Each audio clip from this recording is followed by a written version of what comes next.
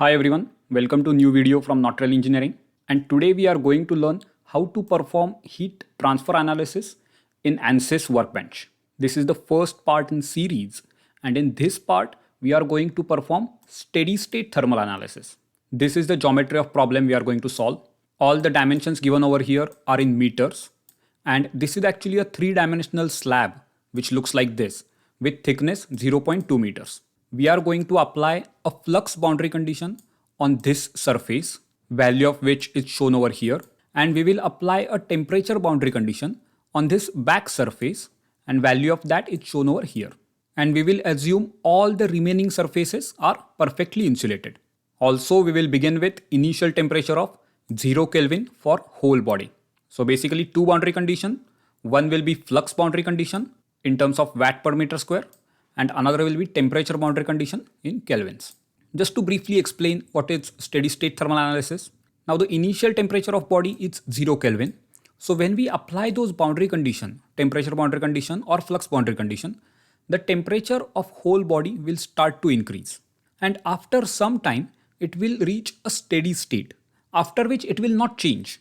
So using steady state thermal analysis, we can find out what is the final temperature distribution in the body.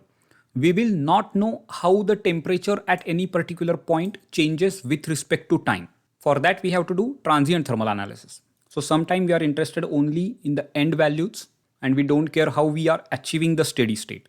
So for that case, we will do steady state thermal analysis. This is the governing equation which ANSYS will solve in the background, and you can see there is no time involved in this. And to solve this in terms of material properties, we will need only one material property, which is thermal conductivity. In this problem, we will assume material to be gold, and the thermal conductivity of material is given over here, which is 350 watt per meter Kelvin. For all the analysis, we will use SI units. And this is just a general workflow of ANSYS. In total, we have to complete these 7 steps to solve the problem. Let's start with ANSYS workbench. When you start ANSYS workbench, this is the window which will pop up. First, check units and make sure they are SI. I will change it to SI. Now step 1 is to decide which type of analysis you want to do. For this problem, we want to do steady state thermal analysis. Therefore, click on this steady state and drag it to over here. You have to hold and drag it.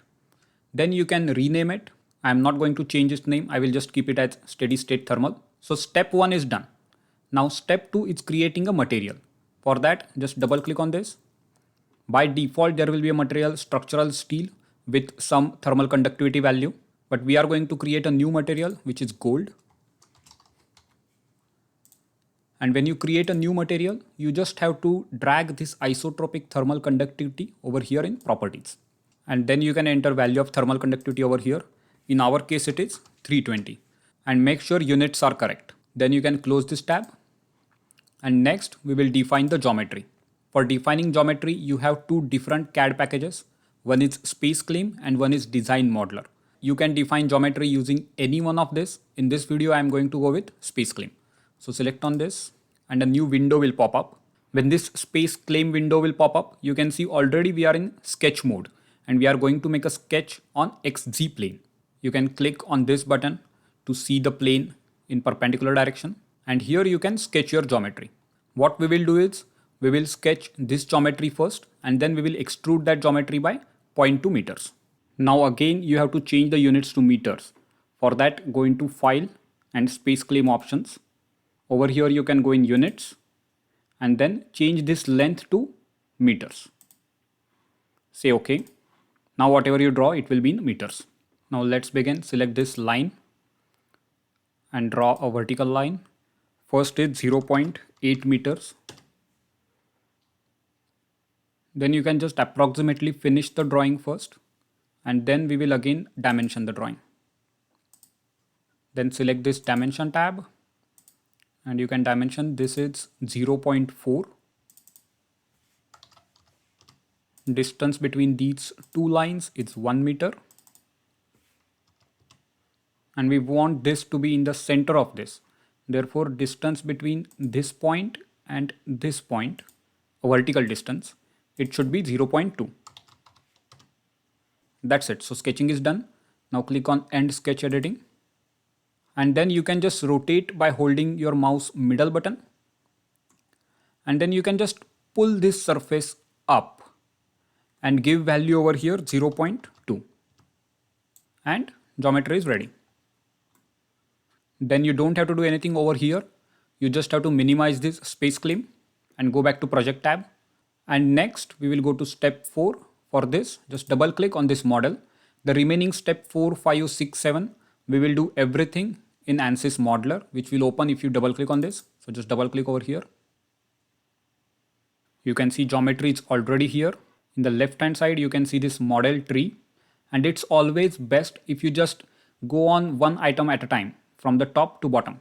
So let's start with geometry. If you expand this geometry, you can see this is a geometry which we already have. When you click on this geometry, you will see here material assignment. So by default, it will be structural steel. You have to change it to gold. Then next is materials, that we don't have to do anything. This will just show which materials you have. Then go to mesh and click on generate. Now this is a default mesh created by ANSYS, which looks pretty acceptable. So I'm not going to modify anything over here. We will just use this mesh. Then go to steady state thermal. Here you have to define boundary conditions. Now first is initial temperature. So click on this and change this to 0. If unit is not in Kelvin, you can change the unit from over here. This temperature unit you can toggle between Celsius and Kelvin from over here. Again, click on steady state thermal. And now we will define boundary conditions. So first, let's say flux boundary condition for this surface. For that, click on this heat and select heat flux. This surface is selected, and you can give magnitude over here. In our case, it is 50,000. Again, make sure unit is correct, watt per meter square. Next, let's define temperature boundary condition on this opposite surface. For that, click on this temperature, select the surface and say apply over here. And then you can enter the value over here, which is 300 Kelvin. Now initial temperature is defined, both boundary conditions are defined, material is assigned, meshing is done, so everything is done. Now you have to go in this solution, right click on it, and then insert which output variables you are interested in.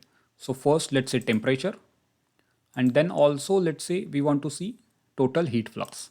And once you add these two quantities, you can just hit solve. When simulation is done, green tick marks will come over here, and then you can click on this temperature and it will show you the steady state temperature distribution. The legend is over here.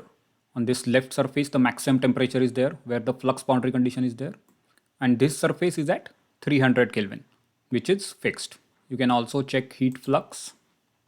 And in heat flux, you can see heat flux is fixed to 50,000 over here. You can see smooth contours by clicking on this and selecting smooth contours. I personally feel this looks much better. And also if you don't want to see element edges, you can just say no wireframe. That's it for this video. If you have any questions, please let me know in the comment section below. If you like this video, please don't forget to subscribe to this channel to show your support. Also, you can find many similar videos related to computational mechanics on this channel. You can go to the playlist tab of the channel. Here I created multiple playlists, so you can find similar topics videos at the same place. If you have any suggestions for future videos, please let me know that as well in the comment section below. And as always, thank you for watching.